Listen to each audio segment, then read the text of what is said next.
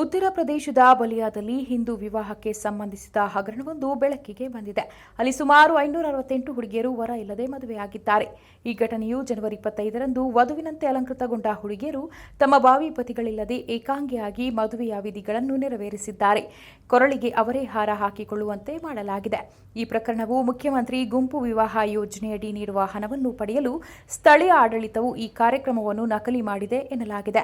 ಇನ್ನು ಈ ಯೋಜನೆಯಡಿಯಲ್ಲಿ ರಾಜ್ಯವು ತನ್ನ ಮಹಿಳೆಯ ಸಮಯದಲ್ಲಿ ಪ್ರತಿಯೊಬ್ಬ ಬಡ ಹುಡುಗಿಗೆ 51,000 ರೂಪಾಯಿ ನೀಡುತ್ತದೆ. ಈ ಹಣಕ್ಕಾಗಿ ಕಾರ್ಯಕ್ರಮದ ಸಂಘಟಕರು ಹುಡುಗಿಯರನ್ನ ಒಟ್ಟುಗೂಡಿಸಿ ಹಣಕ್ಕಾಗಿ ವಧುವಿನಂತೆ ಪೋಸ್ ನೀಡುವಂತೆ ಆಮಿಷ ಒಡ್ಡಿದ್ದರು. ಇದಕ್ಕೆ ಒಪ್ಪಿಕೊಂಡ ಅವರು ಹಣದಲ್ಲಿ ತಮ್ಮ ಪಾಲು ಕೊಂಚ ಪಡೆಯಲು ವಧುವಿನಂತೆ ನಟಿಸಿದ್ದಾರೆ. ಈ ಘಟನೆಯ ವಿಡಿಯೋ ಸಾಮಾಜಿಕ ಜಾಲತಾಣದಲ್ಲಿ ಈಗ ಹರಿದಾಡ್ತಿದೆ.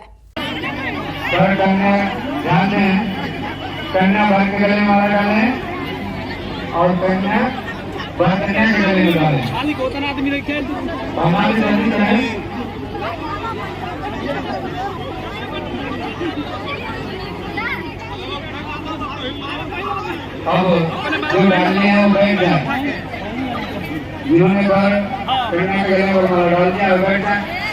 यहाँ सामने जो बर महोदय लोग खड़े हैं मालूम पड़ रहा है उन्हें नहीं डालेंगे क्या?